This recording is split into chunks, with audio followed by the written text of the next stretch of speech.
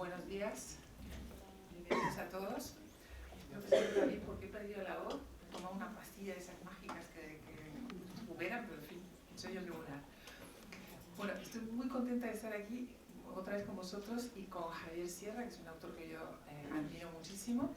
Y además vamos a hacer un ejercicio un poco especial, porque ya sabéis que su libro se llama El Maestro del Prado y cuenta la historia de cómo él, cuando tenía 20 años, en el museo se encontró con un maestro que le enseñó una cantidad de secretos maravillosos de los cuadros. Y entonces yo me voy a convertir en Javier Sierra y él se va a convertir en el maestro y vamos a pasear por el Prado juntos. Entonces estoy muy contenta con este plan. Y luego espero que vosotros también intervináis. O sea que vamos a hacerlo muy divertido porque nos vamos a introducir en el Museo del Prado, primero a ver todos los secretos y después vamos a hablar de ellos. Pues empezamos. Buenos días. La verdad que estoy también encantado de poder compartir estos minutos con todos vosotros. Nos han dicho, según entrábamos en la universidad, que sois un campus muy activo en las redes sociales y participando también a través de Twitter, Facebook, etc. A mí me gusta también ese mundo y hoy justo hemos creado un hashtag que se llama Maneras de Contar, todo seguido, hashtag Maneras de Contar, por si queréis participar y vincularlo a ese hashtag, pues eso queda ahí y cualquier otra persona puede acudir a este club o a los que vengan y encontrar ahí toda esa información. Hashtag para Twitter. Yo tengo cuenta en Twitter por si queréis también que participemos luego o lo que sea y quedar conectados. Es @Javier_Twitter. Perdón, Sierra. Ya son tantas las direcciones y las cosas que uno tiene en la cabeza que es terrible. Bueno, dicho eso, es verdad, vamos a hacer ese ejercicio que propone Carmen. La novela de la que quiero hablaros hoy, El Maestro del Prado, surge a partir de retroceder en el tiempo, con la memoria, a la época en la que yo acababa de llegar a Madrid para convertirme en estudiante universitario. Y en ese tiempo, y eso lo describo en las primeras páginas del libro, ocurre algo muy singular. Yo me refugiaba en el Museo del Prado porque prácticamente era el único lugar, hoy ya no es así, en el que uno podía estar en un sitio con calefacción en el centro de Madrid, gratis, y encima, aunque tuviera cara de chico de pueblo, pasar desapercibido, porque había mucha gente de fuera. Ese sitio es el Museo del Prado. Uno entraba con el DNI y no pagaba entrada. Así que yo iba cada 2 por 3 al Museo del Prado a comerme un bocadillo de calamares en la Plaza de Atocha, en un sitio que todavía sigue estando, y a pasar un ratito a gastarme el poco dinero que tenía en Cuesta Moyano, en los libros de segunda mano que se venden todavía. Ese era mi domingo perfecto. Y uno de esos días me ocurrió algo, y es que me tropecé con un señor en el Prado, contemplando un cuadro, del que después podemos hablar en el coloquio, que es un cuadro de Rafael, que fue una de las joyas de la colección del Prado antes de que Velázquez adquiriera la fama universal que hoy tiene. Es la perla de Rafael. Y ese señor, supongo que se apiadó de aquel chaval con cara de despistado y se ofreció a explicarme las claves de interpretación, de lectura de aquella obra. De aquella pasamos a otra, y probablemente viví una de las visitas al Prado más memorables de mi vida. Tanto es así que yo, que siempre voy con un cuaderno, ahora ya voy con un iPad, pero siempre, no puedo dejar de ir con un cuaderno, tomé nota de aquello al poco de despedirme de él, y esas notas quedaron olvidadas en ese cuaderno durante más de 20 años. Cuando decido escribir una novela sobre el Museo del Prado y contar las cosas que yo he aprendido de algunos de esos cuadros, lo que busco es la percha que me va a servir, la percha didáctica que me va a servir para contar el Museo del Prado sin ser un libro aburrido, sin ser un tratado tradicional, un libro de arte convencional. Así que me encuentro con esas notas, me encuentro con ese recuerdo, me reencuentro con ese momento de mi vida y decido hacer algo que algunos escritores hacemos de vez en cuando, y es convertirme yo mismo en protagonista y dejarme llevar por digamos, aquella memoria y extenderla. Digamos que tomarla como plataforma literaria. Y ahí surge la aventura del Maestro del Prado. surge esta aproximación curiosa al arte. Me gustaría compartir con vosotros y con Carmen esos destellos de lo que ha sido esa aventura. Si podemos bajar las luces mejor, porque vamos a ver mucho detalle la pantalla. Verás, Carmen, si yo hubiera podido escoger un lugar para encontrarme al maestro, no hubiera sido a ese maestro de la novela, no hubiera sido en el Prado, en realidad hubiera sido en una cueva rupestre. Quizá no habéis pensado en ello, pero España es el lugar donde se inventó el arte. O sea, el arte más antiguo que existe es el de las cuevas del norte de la península ibérica. O sea, es patrimonio, digamos, de la mentalidad de los que habitamos aquí hace miles de años, ¿no? La última datación que se ha hecho de pinturas en este país se hizo pública hace un año y poco. Son las dataciones que se han hecho de los sedimentos calcáreos que tapan pinturas rupestres de la cueva del Castillo en Cantabria, en Fuenteviesgo. Esos sedimentos calcáreos se han tomado sobre unas manos, que sabéis que los primitivos las colocaban sobre la pared, soplaban con un hueso hueco sobre la mano y quedaba el negativo impreso, ¿no? Pues se ha hecho sobre una de estas manos y sobre unos puntos que son un misterio, que están en la cueva del Castillo, que no sé si conocéis, una gran cueva, que está toda llena de pasillos marcados como si fueran las luces de emergencia actuales, pero marcados con pintura, con puntos, que no se sabe para qué sirven, pero que lo más sencillo es que pudieran servir de guía para los que se metían allá dentro, ¿no? Bueno, pues en esos puntos el sedimento calcáreo que los tapa tiene 40.000 años, 40.700 años. Eso quiere decir que ese uso de la pintura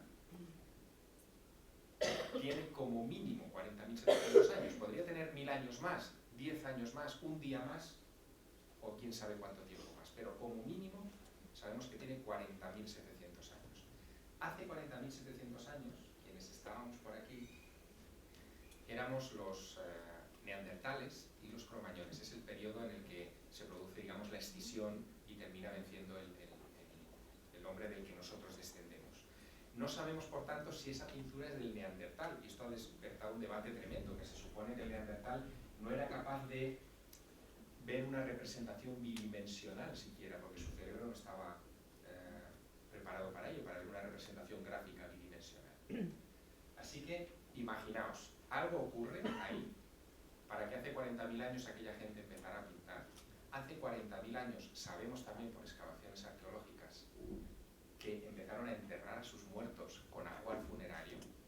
Es decir, sabemos por esas tumbas que existía una conciencia de que había algo después de la muerte, si no, ¿qué sentido tendría enterrar a sus muertos con alimentos, con armas, con ropa, como si los prepararan para un viaje? Es decir, tenían esa conciencia. Y es el periodo en el que surge el germen de la sociedad actual. El arte, por lo tanto, no es ajeno a todo eso. Sirvió a un propósito que no sabemos muy bien cuál es.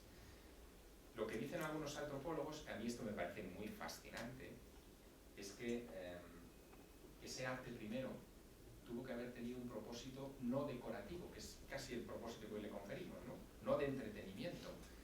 El propósito era un propósito trascendente, casi mágico.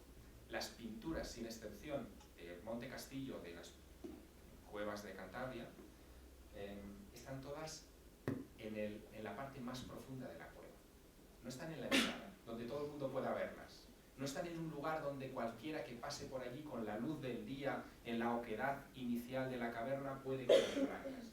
Al contrario, se busca el sitio más difícil, de más difícil acceso, para pintar aquello. Lugares en muchas ocasiones, lo sabemos por la orografía de la cueva, en las que entran 2 o 3 personas a lo sumo.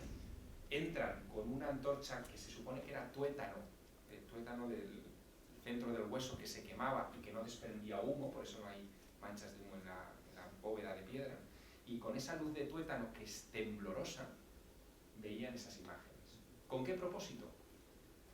Bueno, el propósito parece que tiene que ver con un sentido, vamos a llamar trascendente, que no religioso. Esa gente era animista, de alguna manera habían descubierto que eran capaces de congelar esos animales que cazaban fuera, y probablemente el tenerlos congelados les daba una sensación de dominio sobre esos animales. Y además inventaron los efectos especiales. Y esto no es un invento mío. Si vais a la Cueva del Castillo, hay una cosa que debéis preguntar por ella. Podéis visitar cualquier Cueva del Castillo, está en Puente Viejo. Hay una... Perdón, que no se nos vaya. Esto está indicando que me enrollo con la imagen. Pero bueno. Hay una estalagmita en una de las entradas de las salas que es bastante rara. Tiene un grabado dentro que es interpretado como si fuera un bisonte, pero nadie está muy seguro de eso. El caso es que hace unos años un estudioso entró en esa cavidad con un tuétano encendido. No entró con una linterna, no entró con luz eléctrica, entró con la misma luz de los antiguos. ¿Qué pasó? Pasó que esa luz es una luz inestable, que tiembla. De repente, la sombra que proyectaba la estalagmita contra el fondo de la pared temblaba, daba la sensación de que se movía. Y se acordó ese hombre de que ahí en esa pared, sobre la que estaba proyectando sombra, había 2 patas de bisonte que no correspondían a ningún animal, que estaban perdidas. Cuando la sombra encajó encima de las 2 patas, aquello cobró cuerpo. Era algo parecido, lo llaman así ahora, un hombre bisonte, como un chamán, cuya sombra solamente funciona cuando entras con ese tipo de luz. Era un efecto especial. De repente la cueva emitió un susurro de hace 40.000 años y empezamos a entender para qué servían las pinturas. Bueno, todo este prólogo es solamente para deciros que el arte con el que yo he tropezado en el Museo del Prado, el que a mí me ha interesado, tiene que ver con esa conexión, digamos, con el propósito original de la pintura. Hay ciertas pinturas, no son todas en el Museo del Prado, que sirvieron a propósitos casi mágicos, o trascendentes, o espirituales, o religiosos. Al fin y al cabo, es una línea argumental la que une todos estos adjetivos. Así que me voy a llevar a Carmen y a vosotros de paseo al Museo del Prado y os voy a enseñar una de esas pinturas que nos conecta con el propósito original del arte, con el propósito de ser ventana casi o puente hacia ese lado trascendente de la vida. La primera es esta. Quizá muchos no la reconozcáis, porque no la habéis visto nunca así, en el Museo del Prado nunca se ve así. Es un tríptico que está, originalmente se abría en contadísimas ocasiones, porque cada vez que se abría, estamos hablando del siglo XVI, cuando se pinta, provocaba reacciones cercanas al escándalo. Pensad que en 1500, cuando se pinta esto, se había abandonado prácticamente por completo la representación del desnudo humano, era algo que pertenecía al mundo clásico. A partir de esta época se empieza a recuperar y lo que hay detrás de estas puertas son muchos desnudos, ahora os los mostraré. Pero esta tabla, este tríptico, tiene una lectura que es bastante curiosa. Esto es casi como un juego de pistas. Yo te lo propongo, Carmen, ya verás. Mira, esta tabla representa el mundo en el tercer día de la creación, según el libro del Génesis. Es el momento en el que Dios separa las aguas de la tierra. Y vemos aquí arriba a Dios Padre vigilando esa creación. La verdad que la osadía del pintor es grande en el sentido de que Dios parece una mosca, ¿no? Está ahí como pequeñita en la parte superior. Claro, la tabla tiene 2 metros de alto, es decir, no es tan mosca cuando uno lo ve, pero es pequeña en cualquier caso. Este es Dios Padre. Dios Padre casi es la imagen que tenemos estándar, ¿no? O sea, Señor con barba, 3 coronas, sentado sobre un pollete, está cansado y sostiene un libro en las manos, un libro abierto. Nos está indicando ese libro abierto que nos va a contar una historia. Cuando se abre la composición, vemos esta obra maestra del Museo del Prado, pintada por Jerónimo Bosco en 1500, entre 1500 y 1505, que es el Jardín de las Delicias. Y aquí empiezan los croquis. Esta tabla fue la pieza favorita del rey Felipe II. Felipe II la adquiere, se la trae al monasterio del Escorial, él está en su proyecto decorativo del monasterio del Escorial, y le dedica horas y horas de contemplación, tanto que su confesor, el padre José Sigüenza, empezó a preocuparse porque, claro, que un rey hipercatólico estuviera viendo todo el día un montón de chicas y chicos desnudos haciendo cosas raras, porque no os voy a enseñar los detalles es muy temprano por la mañana, pero está lleno de cosas, de actitudes eróticas que no son muy propias de una cultura de ese tiempo. Así que Sigüenza se apresuró, y esto es una historia maravillosa, se apresuró a crear una versión aceptable de por qué el rey se había enamorado de esta pintura. Y nos cuenta lo siguiente Sigüenza, nos cuenta que en realidad es una pintura destinada a la reflexión profunda sobre la naturaleza de la vida, ¿no? Y que en ella lo que vemos es una representación del paraíso terrenal, que es lo que tenéis a la izquierda, con Adán y Eva, se identifican aquí claramente en la parte inferior, siendo presentados por Dios.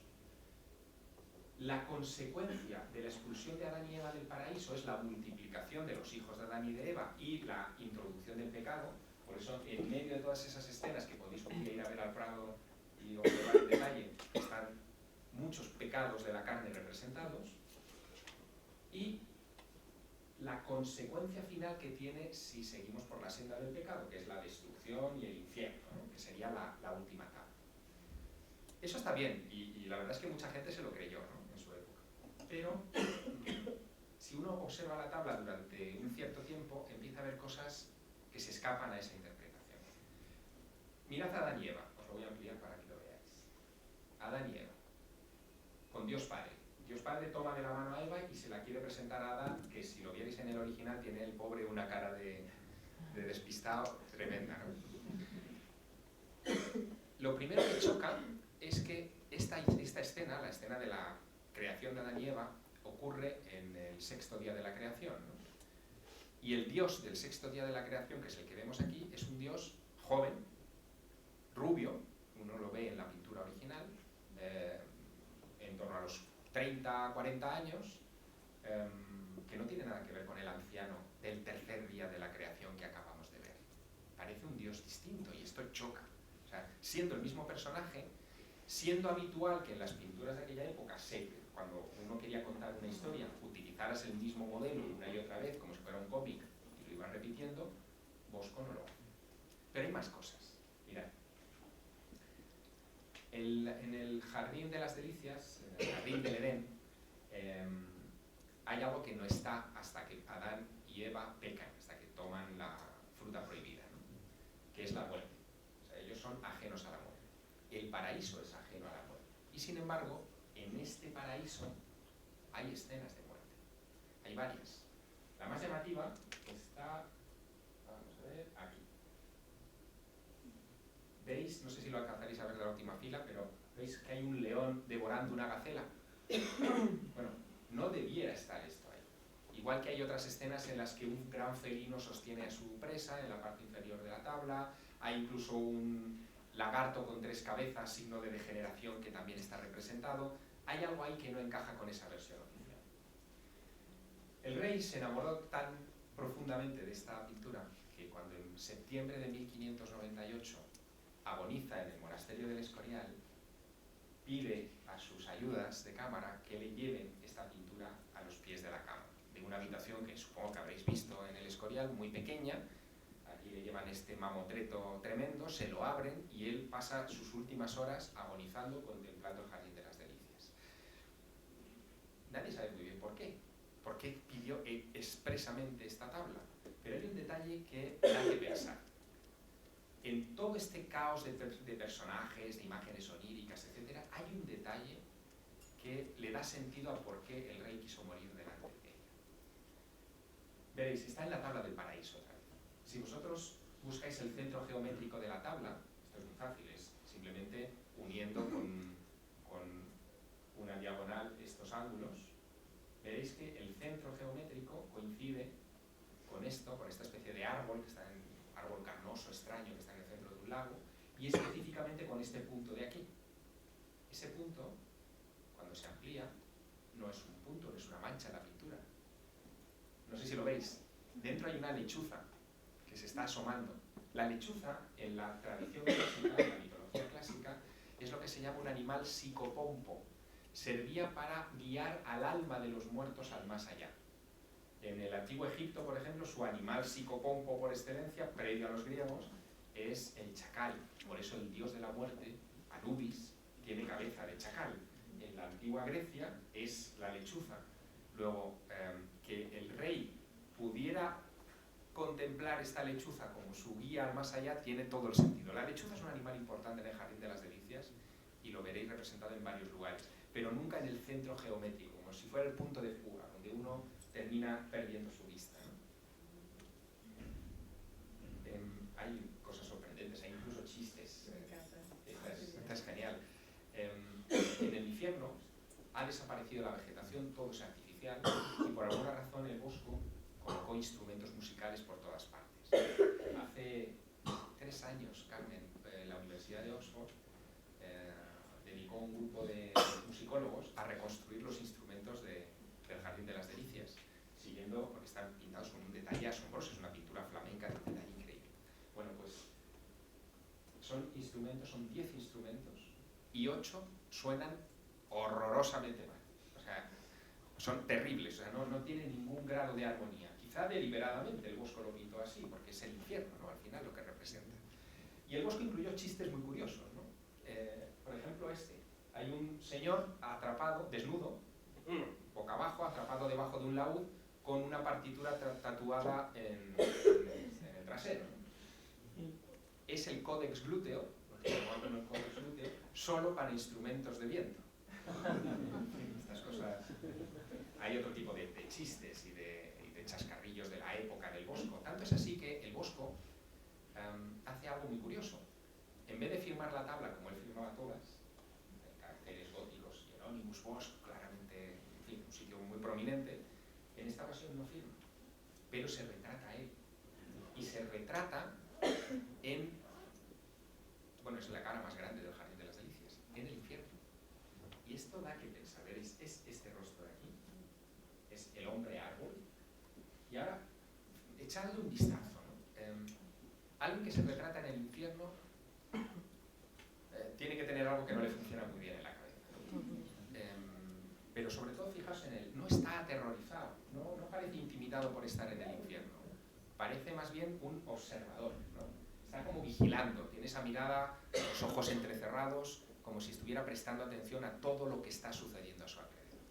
Bueno, para entender esto hay que saber una cosa, y es que Bosco militó en una secta en los últimos años de su vida que se conoció como la secta de los adamitas, era el nombre popular que le dieron en Centro Europa. Los adamitas eran una gente muy popular.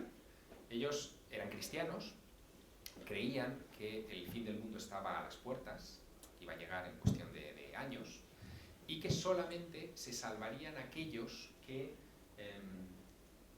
digamos, lograran parecerse a los primeros hombres, a Adán y Eva, antes de la comisión del primer pecado, ¿no? Para hacer eso, los adamitas estaban convencidos, primero, de que vivían en el infierno, que no hay un infierno más allá, que el infierno es este mundo, y segundo, que para escapar de ese infierno había que imitar a Adán y Eva desde el momento cero.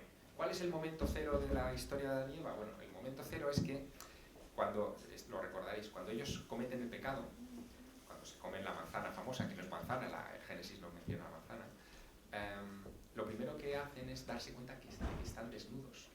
¿Os acordáis, no, de esta historia? Así que lo primero que ellos hacen, esos adamitas, es proponer desnudarse en sus ritos para parecerse a Adán y Eva en el paraíso. La ropa es un signo de pecado, es el primer signo de pecado, así que desnudémonos.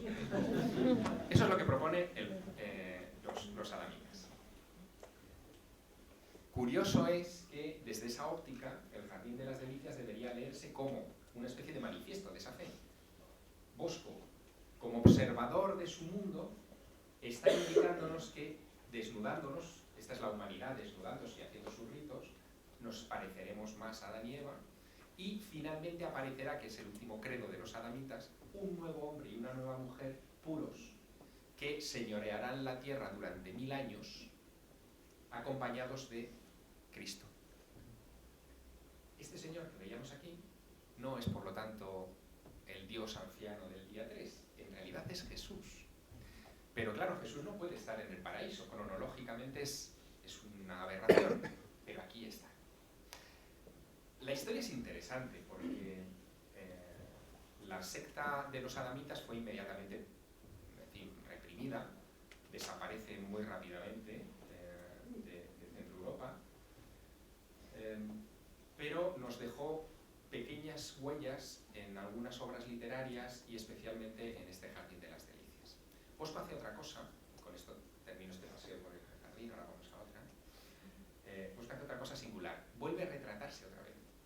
Se retrata, esta vez en la tabla central, en la parte inferior derecha, es ese señor que sale de la cueva, es el único que está vestido de toda la escena central, y para que os convenzáis, este es el único retrato no del Bosco que tenemos del Bosco, ya anciano.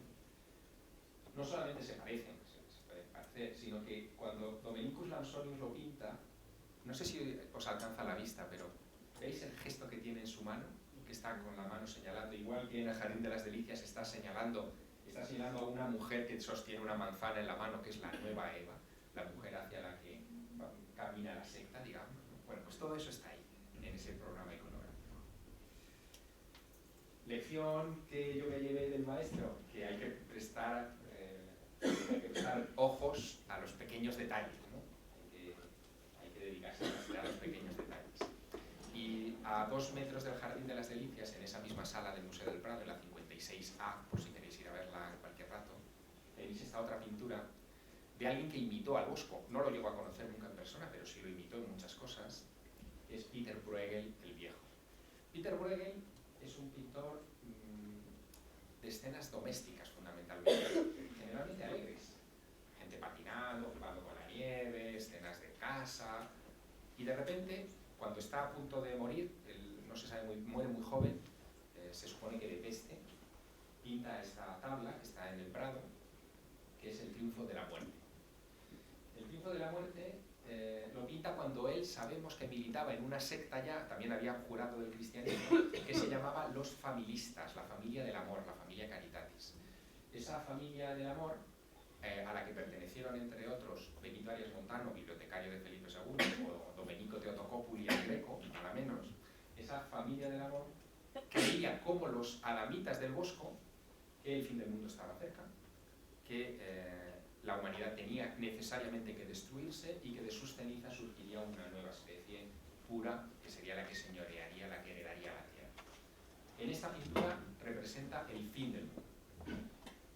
Hordas de esqueletos vienen desde los confines de la tierra, arrasando todo a su paso y empujando a los últimos seres vivos que quedan hacia, no sé si lo alcanzaréis a ver, esta especie de caja que hay aquí, que tiene la puerta abierta. Toda esta, si esto pudiéramos animarlo, como si fuera un frame de una película a la que hemos pulsado el stop, ¿no? Pues veríamos que todos los personajes están mirando hacia aquí y empujando a todos estos últimos seres vivos hacia ese cajón. Da la sensación de que dentro de un minuto estarán todos dentro, la tapa caerá y se habrá acabado la especie humana. Ese es el sentido de la pintura. Ahora bien, si él creía, si Bruegel creía como Bosco que había una esperanza, ¿por qué no la reflejo aquí? ¿O es que sí que está reflejada? Esto es lo que yo os quiero mostrar. Mirad. Estas pinturas siniestras nacen de una tradición centroeuropea muy tremenda, que es las pinturas que se llaman las danzas de la muerte o danzas macabras. Estaban en todas partes, fundamentalmente en parroquias, estaban destinadas al pueblo, eran populares. Y en ellas veíamos representados personajes de todas las clases sociales, desde el obispo hasta el rey, o el noble, o el comerciante, agarrados de la mano o cogidos del brazo, de esqueletos en una danza, en un corro, que venía a recordar a quien lo contemplaba, pues que daba igual que uno fuera rico o pobre, poderoso o lacayo. Finalmente todos terminaríamos siendo igualados por la muerte. Era una pintura moralizante. Fueron tan famosas estas pinturas, estas imágenes, que cuando llega la imprenta a Europa, hay algunos artistas que adaptan estas imágenes a los primeros tipos de imprenta.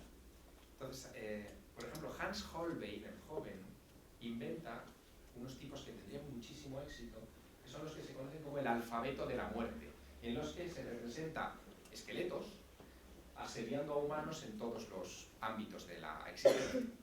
Pues bien, se da la circunstancia de que los principales esqueletos del triunfo de la muerte de Peter Bruegel el Viejo tienen correspondencia con tipos de letra de los alfabetos de la muerte del tiempo. Mirad, por ejemplo aquí abajo, mirad este. Este es un esqueleto cubierto con una máscara teatral que está volcando unas garrafas de agua, derramándolas, ¿no? Desperdiciándolas. Es una alegoría clara a cómo la vida se nos escapa, cómo podemos desperdiciar la vida como quien tira el agua. Se va, se pierde y se acabó. Si lo comparáis, esta figura del primer plano del triunfo de la muerte de Bruegel con la letra T del alfabeto de Holbein, veréis que en la letra T hay unos esqueletos que están con unas garrafas que son las mismas, volcando el agua sobre un pobre desgraciado. ¿Lo veis, no? Que está ahí tumbado.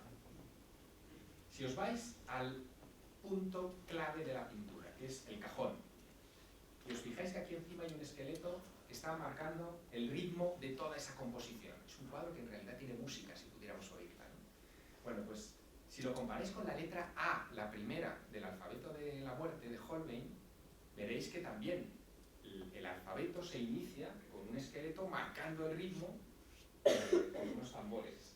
Si os fijáis todavía más en los detalles del grabado, veréis que detrás de esa letra A, detrás del esqueleto, detrás de los tambores, hay un puñado hay como una montañita de cráneos detrás. Aquí también están esos cráneos. O sea, los detalles llegan hasta ese grado de imitación. Pues bien, buscando las correspondencias entre esqueletos de Bruegel, en la pintura de Bruegel, y las letras de Holbein, aparecen varias letras en la pintura. Letras que forman un mensaje, que tiene que ver con el credo de los familistas de Bruegel. No os voy a contar porque para eso está el libro, pero bueno, es importante. Ahora bien, si los antropólogos que han estudiado las pinturas rupestres del norte de España y del sur de Francia, las más antiguas del mundo, han llegado a la conclusión de que esas primeras pinturas no representan caballos, ni bisontes, ni animales de todo tipo, ni huros, etc., sino que representan el espíritu de esos animales, el alma de esos animales. Esa idea de pintar almas, de pintar espíritus, me la vuelvo a encontrar muchos miles de años más tarde en esta pintura en particular, que es la que a mí me vuelca a escribir este libro, ¿no? ¿Empezaste Con esta. Yo empecé con esta. Esta obra tiene 3 metros y pico de alto, es enorme, y fue una obsesión del emperador Carlos V. Carlos V hace algo muy raro que solamente ha hecho en la historia después Benedicto XVI, y es que en el culmen de su poder decide abdicar, ¿no? Carlos V no es un rey normal, como sabéis, es probablemente el rey más poderoso de toda la historia. Tiene a América a sus pies, está llegando oro a las puertas de América, ¿no? Tiene el dominio sobre la mitad de Europa, más de la mitad de Europa, y de repente, en medio de esa circunstancia, decide retirarse a una clausura en Yuste. ¿Sabes por qué? ¿Alguna explicación? Se intuye, y es muy interesante. Carlos V, igual que Benedicto XVI, a lo mejor ahí comprendemos también por qué se ha ido Benedicto, es un católico a ultranza. Sabe que lo importante, como dicen las danzas macabras, las pinturas que hemos visto hace un momento y que Carlos V vio desde su infancia, saben que lo importante no es esta vida, aunque seas emperador, aunque seas papa, lo importante es la vida eterna, la que viene después. Y sabe que el ejercicio de la política, y esto también lo sabemos hoy nosotros, emponzoña el alma, es decir, termina ensuciando cualquier buena voluntad. Así que Carlos V decide apartarse por fe, apartarse para limpiar su alma en los últimos años de su vida. Y él emprende un ejercicio, está en sus escritos, que llama la meditatio mortis. La meditatio mortis consiste en limpiar su alma, prepararse para el buen morir. Dedica 3 años a eso, pero antes de irse, se dedica a cruzar una serie de cartas con su embajador en Italia para presionar, y menuda presión le hicieron al pobre, a Tiziano para que pintara esta pintura, este cuadro. Él quería llevarse esto a su exilio y se lo llevó, finalmente se lo llevó. Tiziano, para que os hagáis una idea, tenía 77 años cuando pinta esto. Es decir, 77 años en 1550 era estar al borde del hoyo. Moriría con 100, es decir, le superaría mucho al propio Carlos V, pero eso no se podía saber. Así que le presionaba y dice, este hombre se me va a morir y no me va a hacer el encargo que yo le he pedido. ¿Qué encargo es? Veréis. Es una pintura enorme, como os digo, en la que aparecen representados los principales personajes de la tradición cristiana. Si os fijáis, aquí por ejemplo está Noé, que sostiene el arca en las manos. Está la paloma con la rama de olivo. Si vais al Prado lo veréis perfectamente, ¿no? Este es Moisés, que sostiene las tablas de la ley, ¿no? Que están aquí. Este es San Juan Bautista, vestido con pieles, que está mirando hacia la eternidad. Aquí tienes todo este grupo de personajes mirando a la Santísima Trinidad, que es la puerta de la gloria. El cuadro se llama La Gloria, es la puerta del reino de los cielos. Todos anhelan atravesar esa puerta. Y en medio de todos ellos, y aquí está la clave, en medio de todos ellos, Tiziano recibe la orden de pintar un retrato de Carlos V. Carlos V está aquí, pero fijaos, en realidad no es un retrato de Carlos V. Carlos V no está aquí como emperador. No tiene la armadura de Carlos V en la batalla de Milberg, que es el famoso cuadro que lo habréis visto 1000 veces, ecuestre, con la lanza en la mano, ¿no? No es el retrato oficial de un hombre de poder. No tiene ningún atributo de ese tipo. Está cubierto con una sábana, simplemente con una sábana. Se le puede reconocer, porque ya lo conocemos. Sin duda, sin duda. Implorando entrar en la gloria. Pero fíjate que no es Carlos V, es el alma de Carlos V. ¿Por qué interpretas que es el alma? No, porque él pide que se le represente como alma. Es decir, él está ya muerto, con todos los grandes personajes de la tradición cristiana que están muertos, pidiendo permiso para entrar en el más allá. Detrás, aquí, esto es un retrato de familia, ¿eh? Detrás está Isabel de Portugal, su esposa, que había muerto hacía muchos años. Está representada cubierta también solo con una sábana. Detrás, también cubierta con una sábana, está Juana de Castilla, su madre, Juana la Loca, y detrás Felipe II, como diciendo, chaval, ponte a la cola que te va a llegar. Ese retrato de familia es estremecedor por un pequeño detalle. Si tuviéramos la oportunidad, que no la tenemos, de abrir en el Panteón de Reyes de San Lorenzo del Escorial las tumbas de Carlos V o de Felipe II, veríamos que todos ellos han sido enterrados envueltos solo en una sábana. Es decir, es como se enterraba a los reyes, se les envolvía simplemente en ese lienzo. Ahora imaginaos la escena. Carlos V, que tiene disposiciones para ser enterrado así, se contempla durante los 3 años de su estancia en Yuste a sí mismo muerto todos los días a diario en esta pintura. Es su particular, permíteme el atrevimiento, pero es su particular tabla de gimnasia para el alma. Él ha pedido a Tiziano que le pinte como alma, igual que los pintores de las rupestres pintaban almas también. Ahí es donde yo establezco ese vínculo, veo que hay una parte de la pintura que está vinculada a esto y me pongo a trabajar. ¿Qué pasa? ¿Cuántos espíritus más, almas o, en fin, pinturas, entre comillas, trascendentes hay en el Prado? Hay de todo, no hay muchas, pero hay unas cuantas. Algunas con historias increíbles, como esta, ¿no? Tenemos 3 pinturas solo en el Museo del Prado de Sandro Botticelli. Fueron donación de un político catalán de la República, Francesc Cambó, que realmente las donó a patrimonio. Y nos cuentan una historia que podría ser de cuarto milenio. Es la historia de unos fantasmas. Ahora os la cuento brevemente. Nastagio, que es el personaje de esta pintura, es este señor de aquí, este joven. Nastagio es un chico de Rávena, de buena familia, que se enamora de la hija del más rico comerciante de la ciudad. La chica, insólito en el siglo XV, le da calabazas, le dice que no quiere saber nada de él.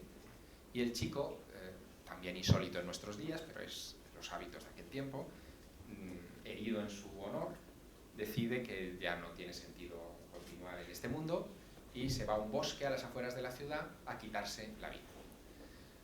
Es lo que vemos aquí.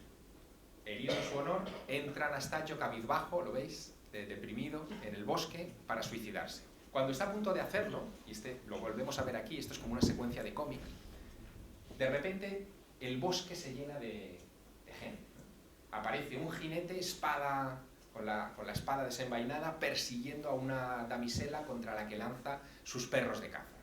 En la siguiente escena, que está en el prado, el jinete ha dado alcance a la muchacha, la ha tumbado, la ha matado, le ha abierto la espalda, le ha arrancado el corazón y se lo ha dado a los perros que lo devoran el corazón de la muchacha en esta esquina. Claro, Nastallo se queda de pasta de boniato, ¿no? Se queda así como diciendo, ¿pero esto qué es? Y no pudiendo huir, porque el otro tiene un caballo, decide hablar con él, que es lo que haríamos cualquiera de nosotros seguramente. Y el jinete le dice, bueno, hombre, tampoco pongas esa cara, si total, esto yo lo hago cada viernes desde hace 300 años. Claro, el otro sería todavía peor y dice, mira, espera que te lo voy a explicar. Hace 300 años, le dice el jinete, yo me enamoré de esta muchacha. Esta muchacha me repudió, me rechazó. Así que decidí venir a este bosque a quitarme la vida. Imaginaos la cara de Nastallo, ¿no? Se suicida, o sea, él le cuenta que se suicida, y Dios decide castigarles a los dos. A él por haberse suicidado y a ella por haberle rechazado y haberle llevado a esa situación.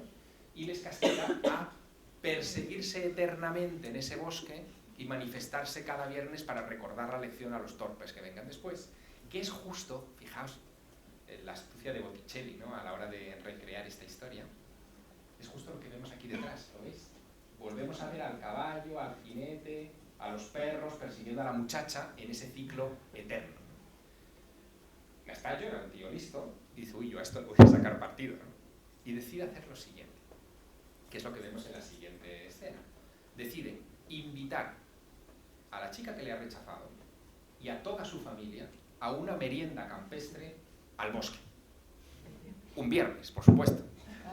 Así que en medio de la merienda, el jinete, el caballo, los perros, la muchacha aparecen súbitamente interrumpiendo el festín. Todo el mundo se altera, todo el mundo se asusta, menos, ¿veis aquí? Nastallo, que está, como me decían en Málaga, era muy divertido, imperrito, impertérrito, en medio de la escena, dirigiéndose a su amada y diciéndole, ¿ves lo que te puede pasar si me rechazas? Hay una cuarta tabla que está en Venecia, en manos privadas, en manos particulares, que formaban parte del mismo conjunto, en donde el muchacho y la muchacha se casan. Lo interesante aquí no solo es que Botticelli pinta como personajes reales, los personajes que son sobrenaturales, o sea, aquí no vemos halos, ni vemos ninguna cosa que los distinga, sino también es muy importante el uso que se le dio a esta pintura. Estas pinturas nunca estuvieron colgadas, o pensadas por lo menos, para estar colgadas en un dormitorio, por ejemplo, o algo así. En realidad, la lección es increíble, eran las 4 caras de un arcón ropero, regalo de bodas de un suegro a su nuera. Y ahora podéis hacer la lectura que queráis de esta historia. Muy sutil. Con lo que de repente el conocer este tipo de trastienda del arte te da una dimensión a lo que contemplas que evidentemente va mucho más allá de lo estético, de lo bello, de la maravilla de tener un Botticelli en Madrid. Va mucho más allá de eso. Había un cierto tipo de arte que buscaba ese tipo de impacto. No sé qué tiempo tenemos, porque yo ya me veis, o sea, no... Pues a lo mejor podemos hacer preguntas. Claro, si queréis, porque claro, cuadros os puedo seguir enseñando, o sea, no hay ningún problema, todos con este tipo de historias detrás.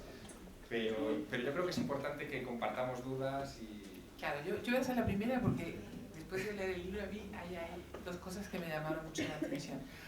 Cuando yo era joven había una colección que no me acuerdo cómo se llamaba, pero que tenía un lema que era existen otros mundos pero están en este. La colección Otros Mundos se llamaba. Otros Sí, mundos, hay otros ¿no? mundos pero están en este, Sí. que era una frase de Paul Eluard. Exacto, que a mí siempre me llamó mucho la atención porque en aquella época yo era muy fan de los extraterrestres y siempre esto te bajaba a la tierra, ¿no? Y me da la sensación que todo lo que nos has contado va un poco por ahí, tanto eso como otra frase que tú dices en el libro, y es que el arte de alguna manera es como una puerta que conecta este mundo con con otros mundos, ¿no? ¿Tú en qué momento de tu vida tuviste la sensación de que existía esa puerta? Bueno, yo la tuve muy pequeño, con una anécdota también real, ¿no? Yo nací en Teruel. Teruel es una ciudad muy pequeña, en la época en la que yo nací tenía 25.000 habitantes, imaginaos, ¿no? Y recuerdo que una vez mis padres, siendo muy niño, me llevaron a la catedral de Teruel, a la iglesia de Santa María, para enseñarme una cosa. Y es que durante la Guerra Civil, Teruel fue uno de los sitios del frente de la Guerra Civil, recibió muchas bombas. Durante la Guerra Civil parece que ocurrió algo, y es que las bombas que cayeron sobre la ciudad afectaron a la techumbre de la catedral, que era una techumbre de escayola. Aquello se cayó y debajo de la techumbre apareció un techo increíble, maravilloso, policromado, que era de la época de los mudéjares, estamos hablando del siglo XII-XIII, donde están todos los oficios, hay dragones representados, hay escenas de caballería, hay griales, hay lo que vosotros queráis imaginaros de esa época, intacto. De hecho, con un cromatismo, con una potencia increíble. Y de repente yo me hice una pregunta que es la que me he seguido haciendo durante muchos años, y que es la que me ha llevado a esto al final, y es ¿cuántos techos más de escayola están tapando maravillas ahí fuera, ¿no? Techos de escayola que debemos entender también en clave de metáfora. ¿Cuántas escayolas tenemos puestas delante de los ojos a la hora de enfrentarnos al arte, ¿no? Por ejemplo, o a la arquitectura? ¿Cuántas cosas damos por supuestas porque nos han dado dos nociones en el colegio y creemos que ya las entendemos, y sin embargo detrás se esconde un historión impresionante detrás? Bueno, pues yo creo que yo bebo de esa visita infantil, que es la que todavía me mantiene en esa curiosidad. Y luego yo creo que, bueno, si tenéis alguna pregunta, por favor, que si no, yo tengo un montón. Tú tenías una, José, ¿no? Venga, sí. Yo, lo primero es que me lo he devorado y le he puesto los cuernos a otro libro, que se lo estaba contando antes a Carmen, que es el Argumento Sagrado de Germán Nieto, para el cual pues, a mí me conozco bastante y me está gustando mucho. Es un libro de bajadas y subidas, habla de los mandeos, no sé. Y me lo he devorado. Y no he dejado nada más. Según abrí el libro, lo primero es que dije, esto suena a Leonardo da Vinci, si saberlo a algún sitio. Inmediatamente hablaste de la Virgen de las Rocas. Bueno, tuve la mala suerte cuando fui a Londres a verlo, que justo no estaba. Se la habían llevado a, no sé si a Nueva York, a algún sitio. Entonces, de alguna forma, este libro, yo lo tronco un poco con el libro relacionero, la sorpresa de la y entonces son libros, y ya me voy a callar porque podría estar hablando mucho tiempo, ¿verdad? Que he prometido a mí mismo no ser pesado, pero me lo he devorado. Entonces son libros que te hacen ver la pintura, y lo estaba comentando con alguien en el pasillo, menos por la técnica pictórica, que te dice, pues es que claro, han hecho el triángulo y han hecho tal, que por el sentido que tiene todo ser vivo, eso, que es la búsqueda al final de la eternidad, la búsqueda, esa otra forma de entender los cuadros, el misterio de los cuadros. Bueno, es que eso que dices es muy importante, porque quizá nuestra sociedad ha evolucionado tanto en los últimos años, tanto en el aspecto material, que todo lo consideramos y lo vemos desde esa óptica, ¿no? Incluso cuando uno estudia arte, parece que se le da más importancia exactamente a lo que te estabas diciendo, a la técnica pictórica, a los materiales, a la procedencia de los materiales, a los mecenas, al trasunto económico de las pinturas, y queda casi como relegado una asignatura menor el por qué, ¿no? ¿Por qué se pintaba? ¿Qué sentido tenía? ¿Qué mensaje querían transmitirnos? Con la literatura también ha pasado, y también se ha dado durante un cierto tiempo mucha importancia al valor formal de la palabra y poco a la historia que había dentro de la literatura. Y la literatura, igual que el arte, al final se inventaron para contar cosas a los demás, ¿no? O sea, son relatos, eran vehículos de comunicación. Y yo hago algo tan sencillo como recuperar el propósito inicial de esas pinturas, recuperar el relato, para qué servían, cuál era su propósito. Y quizá eso sorprende. A mí me llama la atención que sorprenda, pero sorprende porque nos hemos quedado en la carcasa. Cuando uno va al Museo del Prado, y esto es muy común, tiene la tendencia a verse el museo entero. en un rato y uno pasa desde las pinturas de San Baudelio de Berlanga, siglo XII, a las del XIX y se queda tan pancho y luego se va a tapear tan tranquilo. No ha entendido nada, no se ha detenido más allá de un minuto delante de una pintura, no se ha enterado de los relatos que hay detrás. Y eso es muy triste. Yo propongo otro tipo de comunicación con el arte, ¿no? Claro, ahora estamos acostumbrados a la tele, que no deja de ser un cuadro en movimiento, con muchas cosas que ocurren alrededor y que te atrapan hipnóticamente, pero aquello también son de alguna manera, permitidme, pero teles que nos están contando cosas, ¿no? Pero hay que pararse, hay que dedicarle el tiempo.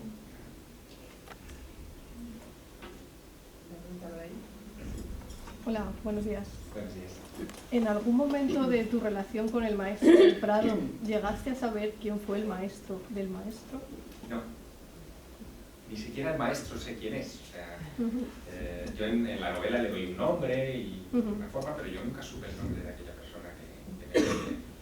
De hecho, yo albergo un poco, no sé, la esperanza de que, a fuerza de contar esta historia de los lectores que ya se han acercado de allí y tal, que alguno me dé una pista cierta del paradero de aquel personaje, ¿no? Sé que es difícil, pero bueno, por soñar. Gracias. Tú eres un poco el maestro del Prado.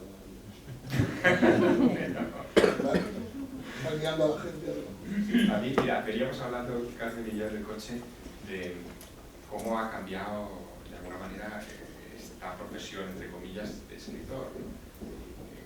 Tienes una parte de estudio y de inclusión, y luego tienes toda esta parte de comunicación exterior y tal. Y de alguna manera, lo que siempre me viene a la mente cuando alguien dice, no, si tú ahora eres el maestro del Prado, yo en realidad no me considero eso, yo me considero que es lo que realmente creo que soy, ¿no? Que me parezco a ello, es un trovador. O sea, los trovadores del 13, que es una época que a mí me encanta, eran gente que se iba con sus cartones, ahora yo voy con mi flash, ¿no? Pero que se iban con sus cartones de plaza en plaza contando su historia, ¿no? Pues de alguna manera eso es lo que... De todas maneras, en el libro hablas de los mensajeros, ¿no? Sí. El mundo está como lleno de mensajeros. A mí se me llama mucho la atención, porque normalmente ángel quiere decir eso, ¿no? Sí, claro. Es el mensajero, ¿no? Nosotros le llamamos ángel, le ponemos alitas, pero viene a ser eso. Sí. Y tú decías que el maestro busca alumnos que a su vez puedan convertirse en maestros. Sí, ¿no? O sea que ahora tú eres maestro, tienes razón. Sí. Bueno, Sí. Vas a buscar más alumnos, van a salir un montón ahí. Mira, en la Edad Media, el tema de cómo uno accedía a la maestría era muy distinto a cómo se hace hoy, ¿no? Es decir, hoy vosotros estudiáis vuestra carrera, tenéis vuestra titulación y ya sois, entre comillas, maestros. La Edad Media era un proceso más lento, era un proceso de aprendiz, ¿no? El oficial, que ya llevabas un tiempo junto con el maestro y te había enseñado a hacer las cosas, y después te convertías en maestro. Yo, en todo caso, estaré entrando en el terreno del oficial, todavía me queda. Considero que todavía me queda mucho para maestro. Ahora, eso sí, yo creo que el motor del que bebe todo esto que os he contado, y también la literatura que escribo, es un motor muy potente, maravilloso, que es el de la curiosidad. Es ese motor que te hace pasar páginas porque quieres seguir sabiendo, ese motor que te hace ir al museo porque quieres contemplar eso que has descubierto con tus propios ojos, ese motor que al final termina convirtiéndote en otro oficial u otro maestro. Hablando de cosas que uno se plantea cuando va al museo, yo por supuesto el Bosco a la vida es uno de mis cuadros favoritos y siempre me había preguntado qué era todo aquello, pero yo creo que todo el mundo se ha hecho la pregunta es por qué el Greco pintaba de esa forma tan alargada, ¿no? Y hay una teoría que es la que yo me quedé, que aparte es un turismo falsa, y era que tenía problema en la vista, pero tú has descubierto otra razón, ¿no? Sí, Cuéntanos un poquito. Claro, el tema del problema de la vista se discutió en su momento. A mí me parece que es una aproximación, volvemos a lo de antes, ¿no? Muy materialista de lo que hace Greco, ¿no? Porque él pintó obras perfectas, ¿no? Perfectamente coherentes. Es decir, en la casa de Greco, en Toledo, un poco, hay un retrato, es que no me acuerdo el nombre, que sería un personaje de la primera época y pintaba perfecto. Y el mismo personaje está al lado y ya es el Greco. O sea, se vuelve maniqueísta, ya entra en Él es un lector greco de obras místicas, eso lo sabemos por su biografía. Tiene contacto también con muchos místicos. Yo hablo de alguno de ellos en el libro, especialmente cuando pinta algunas de sus grandes obras, de sus obras maestras, para un convento que está donde hoy está el Senado en Madrid, parte del convento de la Encarnación, el culto del altar, con unas obras impresionantes, muy ya greco. Y se desprende de esos textos que él leyó y de ciertos argumentos de la época, que lo que pretende el Greco en realidad es reflejar la visión del místico. Él busca eso, busca recrear ese momento y lo llena de claves que solamente si has leído esos libros místicos entiendes. ¿Por qué de repente en medio de... o sea, hay una encarnación del Greco que está en el Prado, donde está la Virgen a un lado, una zarza rara en el centro, porque es la zarza ardiente de Moisés, que no tiene sentido por el texto bíblico, y que sin embargo cobra todo el sentido cuando lees el texto místico que a él le sirvió de inspiración, de donde se habla específicamente de la presencia de la zarza ardiente y de cómo cuando se ilumina la zarza, el habitáculo donde está el místico tiende a desaparecer, a descomponerse, y es eso lo que se ve en el cuadro, se ve una habitación que se está descomponiendo, ¿no? Claro, si no tienes esa referencia no entiendes al Greco y tiendes a hacer ese tipo de aproximaciones superficiales, al final materialistas, ¿no? Visto desde fuera de su vida. Es año Greco, ya sabéis. Bueno, empieza una exposición maravillosa ya en Toledo, o sea que es un buen momento también para acercarse. Yo también quería hacer una pregunta, Javier, porque bueno, en la sesión anterior hablamos también de lo que muchas veces cuando uno escribe un libro, pues hay una parte muy autobiográfica, ¿no? Aquí claramente hay una parte autobiográfica, pero supongo que en algún momento decides el aparecer explícitamente como personaje del libro y no haberlo hecho pues con un personaje más ficticio, ¿no? ¿Por qué tomas esa decisión, ¿no? Porque yo creo que de alguna manera te complica un poco la escritura del libro, no lo sé, o por lo menos tienes que intentar ser como más veraz contigo mismo, puesto que eres tú. Bueno, yo es que fue una pregunta que me hice muchas veces en el proceso de creación de la novela, ¿no? Antes de empezar a escribir, pues me estaba, digamos, componiendo que iba a ser el puzzle del Maestro del Prado. Y finalmente llegué a una conclusión.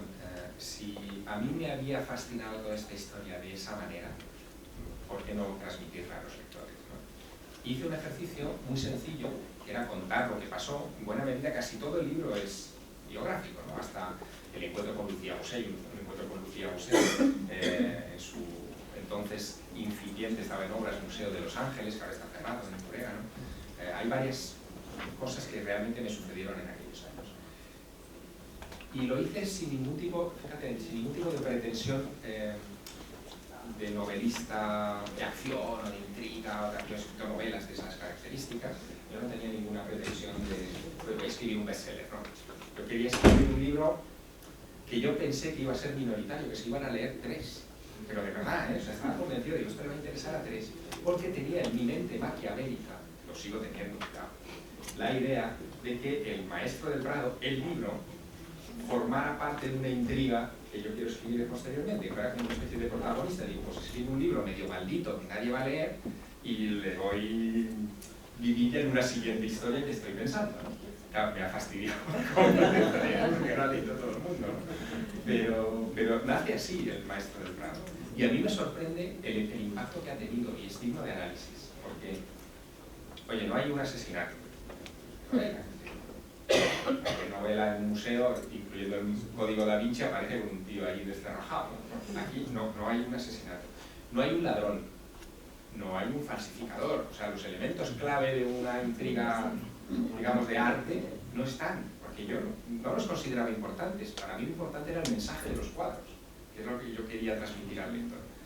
Y sin embargo, ha encajado, lo cual viene a demostrar una vez más que esto de la literatura no conoce fórmulas, no existe un camino unívoco del que no te puedas salir para llegar al lector. Cada libro es un mundo, claro, y eso es maravilloso.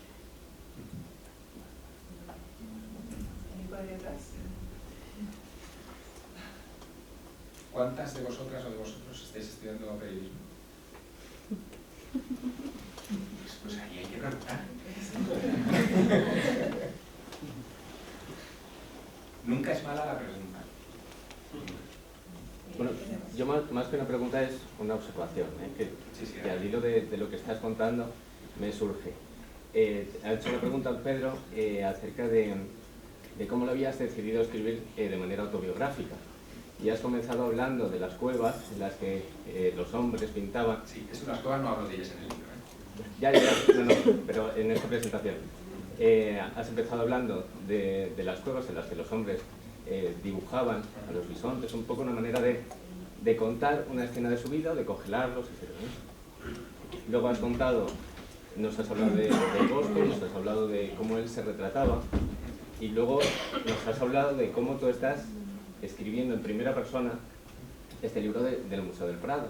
Así que yo ahora me estaba imaginando, en muchos años después, qué pasará cuando alguien hable de esta obra y hable de la metahistoria del libro. Y contará, bueno, pues cuando estuvo a lo mejor aquí y Javier Sierra le contaba esa historia, y entonces él propone una nueva manera de leer el libro. Tu cerebro funciona parecido al mío. Sí, es un poco borgiano, ¿no? De vuelta sobre... Y bueno, pues más que nada agradecerte, porque me parece que aparte de proponer una nueva manera de acercarse a la pintura en este caso, me parece también una buena manera desde el punto de vista educativo, de acercarse a la literatura, por ejemplo, porque ahora podemos, al menos a mí me surge la idea de qué habrá detrás del libro que estoy leyendo, y creo que también, ahora que acabas de mencionar lo del periodismo, a las noticias, por ejemplo, que leemos todos los días, a la realidad que nos rodea, ¿no? Entonces, bueno, era solamente esa observación y darte las gracias por ello. Oye, muchas gracias, porque has resumido. Yo no lo hubiera hecho mejor, ¿eh? O sea, realmente es lo que yo he sentido al leer este libro, y que de alguna manera no lo has podido resumir mejor. Así que yo creo que lo vamos a dejar aquí. Seguro que vosotros queréis que Javier os firme el libro.